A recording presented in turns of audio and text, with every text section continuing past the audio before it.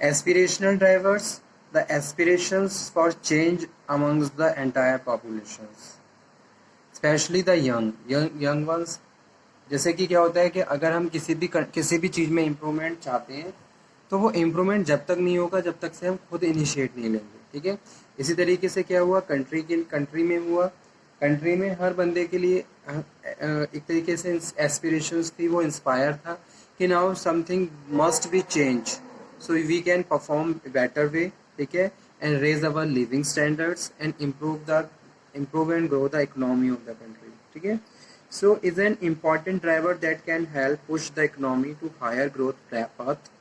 These aspirations has arisen because of the demonstrated success in many sectors such as increased school attendance in the past 10 years and the hope that better education and training will lead the better job opportunities. नई job opportunities होनी चाहिए.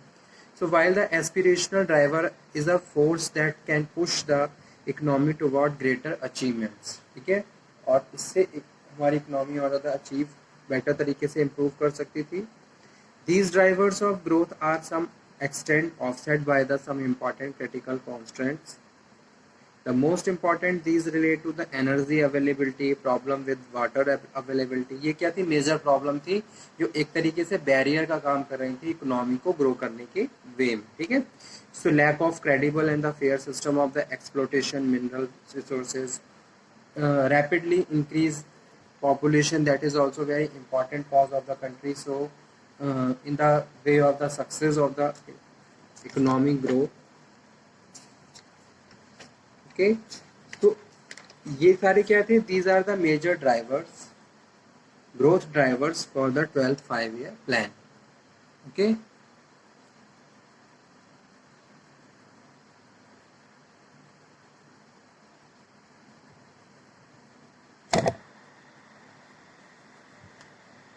So this topic is almost complete.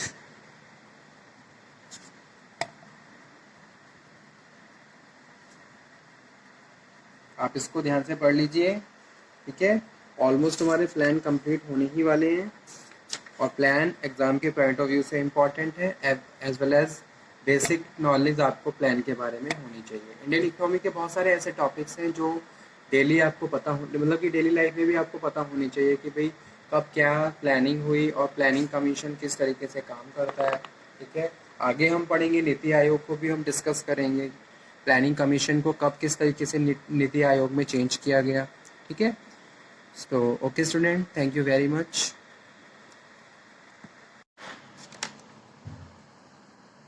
Hello everyone, once again welcome back on my YouTube channel. Indian economy में हमने last lecture में 12th 5-year plan के बारे में discussion किया था, ठीक है. इसमें हमने main objective of 12th 5-year plan discuss किए थे. उससे पहले फर्स्ट से लेके 11th प्लान हम ऑलरेडी डिस्कस कर लिए हैं. आई होप आपने भी ये लेक्चर अटेंड करे होंगे. अगर किसी भी स्टूडेंट को कोई डाउट हो, कोई क्वेरी हो, तो वो दोबारा से डिस्कस कर सकता है, ठीक है. तो so come to the today's topic, that is growth drivers 12th 5-year plan. यानी कि आज के लेक्चर में हम लोग डिस्कस करेंगे कौन कौन से ऐसे मेजर पॉइंट्स थे जो 12th 5-year प्लान में जिन्होंने सिग्निफिकेंट रोल प्ले किया, ठीक है. यानी कि growth drivers of 12th 5-year plan. So there are various potential drivers, बहुत सारे ऐसे पोटेंशियल फैक्टर्स थे that suggest it may be possible to accelerate GDP growth in the 12th plan beyond the 8.2% level achieved in the 11th plan. Okay, so what are the main factors? कौन कौन से थे ये factors? तो यहाँ पे मैं लिख देता हूँ, there are various potential drivers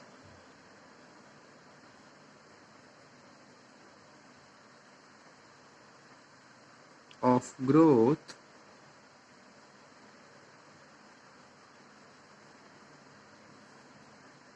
that suggest it may be possible to accelerate GDP growth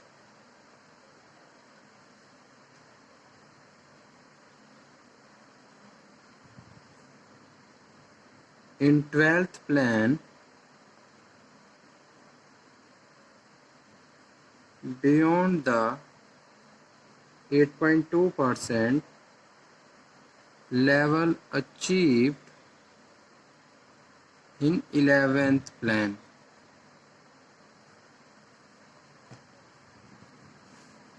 ठीक है, इसके कुछ मैक्रो इकोनॉमिक फंडामेंटल्स थे।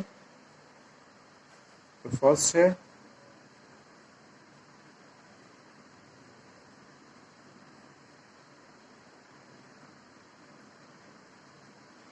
मैक्रो इकोनॉमिक फंडामेंटल्स, यानी कि जो मेजर एरियाज थे वहाँ पे किस तरीके से इम्प्रूवमेंट्स किए गए।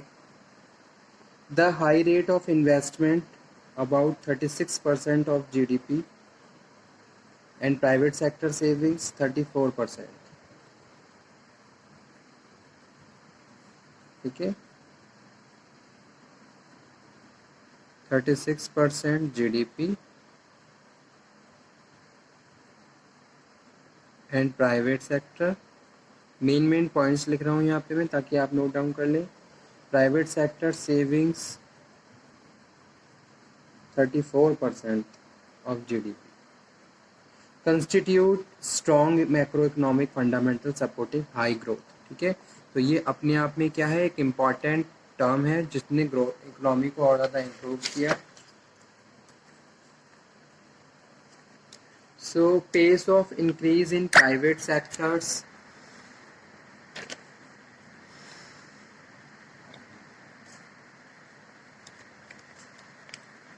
private corporate investment has been slowed down due to its economical uncertainties at global level and continued difficulties in the world market। जो भी प्रॉब्लम मार्केट में है, जैसे कि मार्केट में इन्फ्लेशन आता है तो इसका मेजर इफेक्ट हमारी इकोनॉमी पे पड़ता है। तो वही इसी तरीके की प्रैक्टिसेस जो एक तरीके से बैरियर्स का काम कर रही थी कंट्री की इकोनॉमी को ग्रो करने में। ठीक है, सो rise in commodities price and global energy at the global level is also one of the important reason for slowdown in investment। So uncertainties in global scenario are expected to continue रही। Various other reasons such as inflationary pressures at domestic level resulted into the rising wages, add further uncertainties। For a short time being, there a steady improvement was seen in the government savings in the form of sustained reduction in the revenue deficits। Okay, तो इस तरीके के कुछ major growth drivers थे जिन्होंने 5 year plan 5 year plan में एक major role play किया। So this should keep macro fundamentals broadly in the line with the what is needed for the faster growth। कि भाई अब हमारी कंट्री को फास्टली ग्रो करने के लिए किन किन चीज़ों की ज़रूरत है, कौन कौन से ऐसे मेन फैक्टर्स हैं जो मेन रोल प्ले कर रहे हैं। ठीक है, सेकंड है इम्पैक्ट ऑफ इकोनॉमिक रिफॉर्म्स।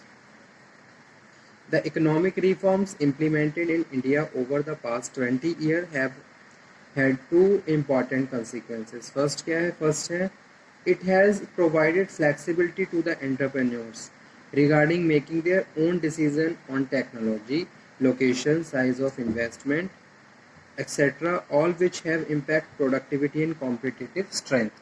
और हर कंपनी इसी तरीके से काम करती है जहां उसको कॉम्पिटिटिव एडवांटेज होता है, कॉम्पिटिटिव स्ट्रेंथ उसकी हाई होती है। सेकंड है creation of competitive market environment has open the way for foreign trade and the direct investment flow। This practice has helped Indian industries to improve quality and achieve cost efficiency by using new methods and technologies। Export of goods and services has 22% in 2010 से 11 तक। ठीक है, तो second है economic reform. Economic reform impact. ठीक है, इसमें जो मेन जो बात कर रहे हैं वो किसकी बात कर रहे हैं,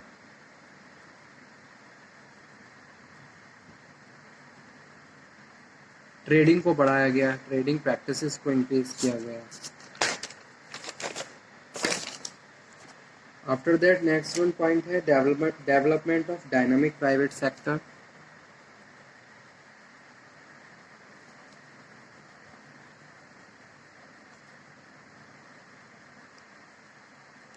development of dynamic private sector. Private sector has seen important development in the last decade, which has grown the strength and well positions to undertake large investment that are needed to lead the economy to a faster growth path. Okay? The Indian enterprises in the manufacturing and the service are also investing in foreign countries, including the industrialized countries, which are signaling expansion of the India economic presence global economy. एक तरीके से global economy increase हुई, जो existing firms थी उनको और ज़्यादा expand किया गया। ठीक है, इस तरीके के मेजर चेंजेस लिए गए और जो प्रोडक्टिविटी है उस वो भी इम्प्रूव हुई, क्योंकि हमने क्या करा, अपग्रेडेशंस किया, मॉडर्नाइजेशंस किया, इंडस्ट्रियलाइजेशन को बढ़ावा दिया गया। ठीक है, फोर्थ है इंडस्ट्रियलाइजेशन, इंडस्ट्रीज पे ज़्यादा ध्यान दिया गया, इंडस्ट्रियलाइजेशंस। ठीक है, एग्रीकल्चर को और ज़्यादा, एग्रीकल्चर मॉडर्नाइजेशंस, न्यू इक्विपमेंट्स मशीन्स को यूज़ किया गया ताकि प्रोडक्टिविटी को बढ़ा सकें। नेक्स्ट है management and labour skills, that is very important thing. ठीक है, entrepreneurial capacity in the private sector is the result of availability of an impressive pool of the managerial and technical talent and increasingly skilled for workforce। ठीक है, अगर किसी भी factory में workforce skilled है तो उस फैक्ट्री की ओवरऑल प्रोडक्टिविटी हमेशा इम्प्रूव रहती है। ठीक है, क्योंकि वहाँ पे ज़्यादा कॉस्ट में नहीं करनी पड़ेगी। ठीक है, ट्रेनिंग एंड डेवलपमेंट में और स्किल्स को पॉलिश करने में। So the expansion underway in educational and training situations need to be accelerated. The more attention need to be paid to the quality and appropriateness of skill being imparted. Number of steps have been taken by government in the area of skill development. This need to strengthen in the 12th 5-year plan. ठीक है, और लोग खुद से भी conscious हो गए बहुत ज़्यादा अब इस प्लान की। ड्यूरिंग दिस 12th प्लान की मैं बात करूँ, everyone is very conscious about their right and their duties